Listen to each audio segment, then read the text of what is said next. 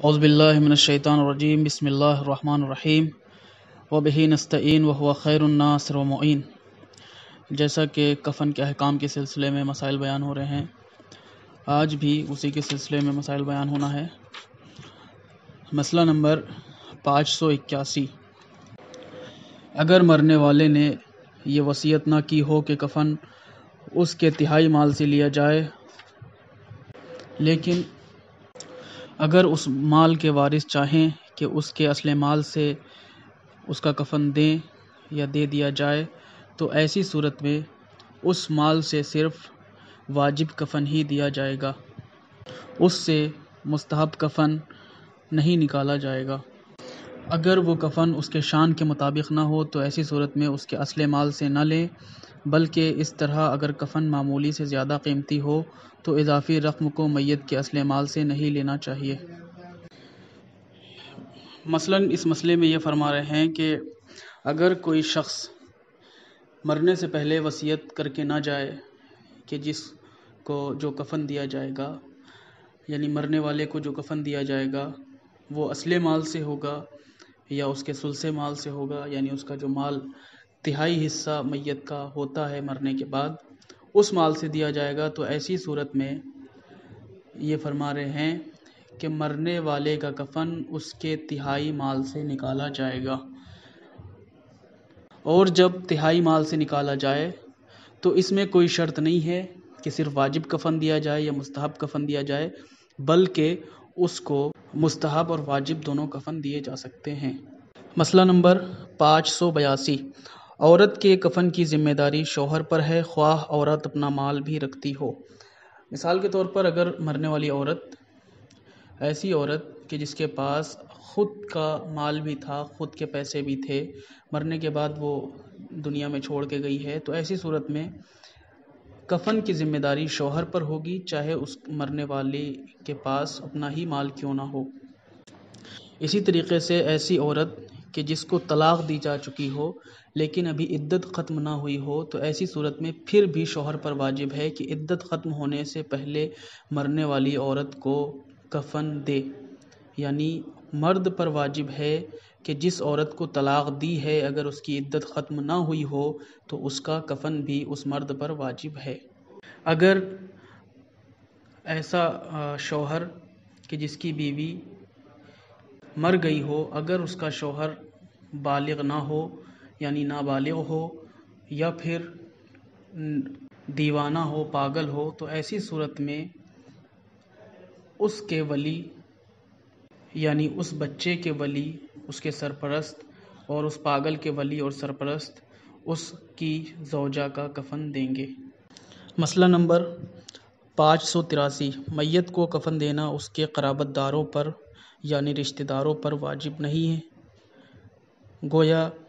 اس کی زندگی میں اخراجات کی کفالت اس پر واجب ہی ہو۔ مثال کے طور پر کوئی رشتہ دار اگر کسی کی پرورش کر رہا ہو، پال رہا ہو، تو ایسی صورت میں ان رشتہ داروں پر واجب نہیں ہے کہ مرنے والے کا کفن دیں، لیکن اگر دے دیتے ہیں تو یہ بہت اچھی بات ہے اور یہ افضل ہے، اس کام کا ان کو اجر و ثواب ملے گا، لیکن ان پر شریعت میں شرعی طور پر واجب نہیں ہے۔ مسئلہ نمبر 584، احتیاط یہ ہے کہ کفن کے تینوں کپڑوں میں سے ہر کپڑا اتنا باریک نہ ہو کہ میت کا بدن اس کے نیچے سے نظر آئے، لیکن اگر اس تینوں کپڑوں کو ملا کر اگر اس میت کا بدن نظر نہ آئے، ظاہر نہ ہو، تو یہ بھی کافی ہے۔ اس مسئلے میں کہنا یہ چاہتے ہیں کہ اگر مرنے والے کو کفن دیا جائے تو وہ کفن اتنا باریک نہ ہو کہ جس سے اس کا جسم دکھائی دے، لیکن اگر کفن باریک ہو، پہلی تو شرط یہ ہے کہ کفن باریک نہ ہو، لیکن اگر تھوڑا بہت باریک ہے، تینوں کپڑے یعنی لنگی، چادر، پیراہن ملا کر کے اس کو دیا جائے، اڑھا دیا جائے، اگر اس کا بدن نظر نہ آئے تو یہ بھی کافی ہے۔ مسئلہ نمبر 585، غصب کی ہوئی چیز کا کفن دینا خواہ کوئی دوسری چیز میسر نہ ہو تب بھی جائز نہیں ہے۔ مثال کے طور پر اگر کسی نے کوئی کپڑا غصب کیا ہو یا پیسے غصب کیے ہوں اس مال سے اس پیسے سے کفن خریدنا چاہے تو ایسی صورت میں وہ کفن نہیں خرید سکتا، یہ جائز نہیں ہے۔ چاہے اس کے پاس پیسے ہوں یا نہ ہوں، پھر بھی ایسی صورت میں اس کو اس مال سے کفن نہیں دیا جائے گا، چاہے میت کے لیے کوئی اور راستہ نہ بھی ہو، پھر بھی اس مال سے کفن دینا جائز نہیں ہے۔ اسی طریقے سے اگر وہ کپڑا غصبی ہو اور میت کو کفن پہنایا جا چکا ہو لیکن اس غصبی مال کا مالک راضی نہ ہو تو ایسی صورت میں وہ کفن میت کے بدن سے اتار لینا چاہیے، چاہے اس میت کو دفن بھی کیا جا چکا ہو، پھر بھی ضروری یہ ہے کہ اس میت سے کفن اتار لیا جائے۔ لیکن اس مسئلے میں بیان ہوتا ہے کہ بعض روایت میں موجود ہے کہ میت کے بدن سے کفن اتارنا جائز نہیں ہے، لہٰذا اس مقام پر انہوں نے ابھی تفصیل بیان نہیں کی ہے۔ انشاءاللہ آئندہ یہ مسئلہ بیان کیا جائے گا اور اس کی تفصیل بھی بیان کی جائے گی۔ اور اسی طریقے سے روایات میں یہ بھی موجود ہے کہ قبر کو کھودنا میت کی توہین ہے، لہٰذا اس بارے میں بھی اشکال ہے۔ انشاءاللہ یہ آگے مسائل میں بیان کیا جائے گا۔ مسئلہ نمبر 586، میت کو نجس چیز یا خالص ریشمی کپڑے کا کفن دینا جائز نہیں ہے۔ اسی طریقے سے خالص سونے چاندی کا کفن دینا یا پھر ایسا کفن کہ جس پر سونے چاندی کا کام کیا گیا ہو، کڑھائی کی گئی ہو، ایسی صورت میں بھی اس کفن کا دینا جائز نہیں ہے۔ لیکن اگر اس کے علاوہ کوئی کپڑا موجود نہ ہو تو ایسی صورت میں اس کپڑے کا کفن دیا جا سکتا ہے، اس میں کوئی حرج نہیں ہے۔ مثال کے طور پر اگر کوئی ایسی میت ایسی جگہ مر جائے، کوئی ایسا انسان ایسی جگہ مر جائے کہ جہاں پر کپڑا میسر نہ ہو، صرف ریشم کا کپڑا موجود ہو یا پھر سونے چاندی کے کام سے بنا ہوا کپڑا، اس کڑھائی کیا ہوا کپڑا موجود ہو، تو ایسی صورت میں اس کپڑے کا ہی کفن دے دیا جائے گا، اس میں کوئی حرج نہیں ہے۔ مسئلہ نمبر 587، میت کو نجس مردار کی کھال کا کفن دینا اختیاری حالت میں جائز نہیں ہے، بلکہ پاک مردار کی کھال کا کفن دینا بھی جائز نہیں ہے، اور احتیاط کی بنا پر کسی ایسے کپڑے کا کفن جو ریشمی ہو یا اس جانور کی اون سے تیار کیا گیا ہو جس کا گوشت کھانا حرام ہو، اختیاری حالت میں جائز نہیں ہے۔ لیکن اگر کفن حلال گوشت جانور کی کھال کا یا بال اور اون کا ہو تو کوئی حرج نہیں ہے، اگرچہ احتیاط مستحب یہ ہے کہ ان دونوں چیزوں کا بھی کفن نہ دیا جائے۔ اس مسئلے میں کہنا یہ چاہتے ہیں کہ ایسا مردار، ایسا جانور مرا ہوا، اگر اس کی کھال اتار کر کسی میت کو کفن دیا جائے تو ایسی صورت میں یہ جائز نہیں ہے، بلکہ ایسا مردار، ایسا جانور کہ جو پاک ہو اور اس جانور کی کھال کا میت کو کفن دیا جائے تو یہ بھی جائز نہیں ہے۔ لیکن یہ اختیاری حالت، ایسا اختیار کہ جہاں پر کپڑا میسر ہو سکتا ہو، ایسی صورت میں ایسی کھال کا کفن دینا جائز نہیں ہے۔ لیکن اگر ایسی صورت ہو کہ جہاں پر کپڑا میسر نہ ہو تو ایسی صورت میں اس کھال کا کہ جو حلال گوشت جانور ہے یا پاک جانور ہے تو اس کی کھال کا کفن دیا جا سکتا ہے۔ مسئلہ نمبر 588، اگر میت کا کفن اس کی اپنی نجس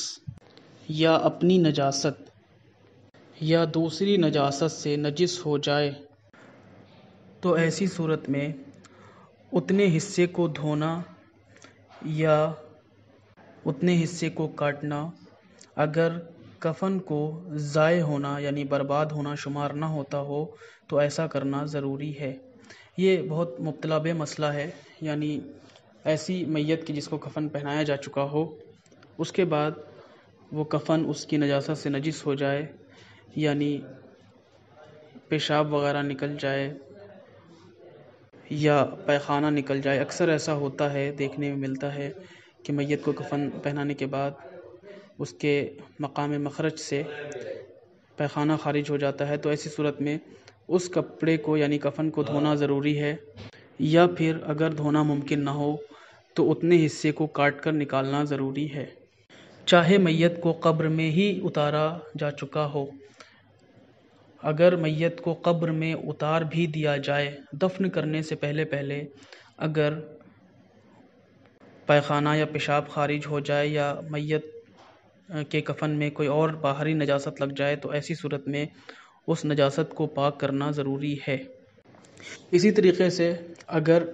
کفن کو کاٹ کے نکالنا یا پھر دھونا ممکن نہ ہو تو اسے دوسرا کفن دیا جانا چاہیے اگر یہ ممکن ہو۔ مثال کے طور پر اگر میت کو قبر میں اتارا جا چکا ہو تو وہاں پر دھونا ممکن نہیں ہوتا ہے، یا اگر کاٹ بھی نہیں سکتے تو ایسی صورت میں میت کو کفن دیا جائے گا دوسرا، اگر ممکن ہو تو دوسرا کفن پہنایا جائے۔ مسئلہ نمبر 589، اگر کوئی شخص مر جائے جس نے حج یا عمرے کا احرام باندھ رکھا ہو تو اسے تمام میت کی طرح غسل و کفن دیا جائے گا اور اس کا سر اور چہرہ ڈھانک دینے میں کوئی حرج نہیں ہے۔ مثال کے طور پر جب میت کو قبر میں اتارا جاتا ہے تو اس کا چہرہ کھول دیا جاتا ہے، لیکن جو شخص احرام کی حالت میں مر جائے تو ایسی صورت میں اگر اس کا چہرہ ڈھانک دیا جائے تب بھی کوئی حرج نہیں ہے۔ مسئلہ نمبر 590، انسان کے لیے اپنی زندگی میں کفن، بیری اور کافور کا تیار رکھنا مستحب ہے۔ مسئلہ نمبر 590 میں بیان ہوتا ہے کہ اگر کوئی شخص مر جائے تو اس کو اس کے قریبی رشتہ دار یا مسلمانوں پر واجب ہے کہ کفن اور دفن کا انتظام کریں، لیکن اگر اس کے ولی یا اس کے بیٹے یا اس کے باپ یا اس کا شوہر موجود ہو تو ایسی صورت میں ان پر واجب ہوتا ہے کہ اس کے غسل و کفن اور دفن کا انتظام کریں، لیکن مرنے والا شخص اس کے لیے مستحب ہے کہ اپنی زندگی میں ہی کفن، بیری اور کافور کا انتظام کر کے رکھے۔ یہ تمام مسئلے وہ تھے جو کفن کے سلسلے میں بیان کیے جا رہے تھے۔ انشاءاللہ کل سے حنوط کے سلسلے میں مسائل بیان کیے جائیں گے، لہٰذا آپ سب پہ ضروری ہے اور ہم سب پہ ضروری ہے کہ اپنے مسائل کو سیکھیں اور لوگوں کو اس بارے میں ترغیب دلائیں، لوگوں سے اس چیز کے بارے میں بتائیں اور ان کو بھی اپنے مسائل سیکھنے کے لیے تیار کریں، آگاہ کریں، کیونکہ یہ فرداً سب پر واجب ہے کہ وہ اپنی زندگی کے تمام مسائل کو سیکھیں اور اس پر سیکھ کر سمجھ کر عمل کریں۔ لہٰذا آپ سب سے گزارش ہے کہ آپ سب کے پاس جتنے بھی گروپس ہیں ان سب گروپ میں اپنے ان گروپوں کا لنک بھیجیں اور ان کو اس گروپ میں شامل ہونے کی دعوت دیں تاکہ وہ لوگ اس گروپ میں شامل ہو کر درس کو سن سکیں، مسائل کو سیکھ سکیں، تاکہ ہماری دنیا اور آخرت میں یہ مسائل کام آ سکیں۔ وآخر الدعوانا ان الحمد للہ رب العالمین۔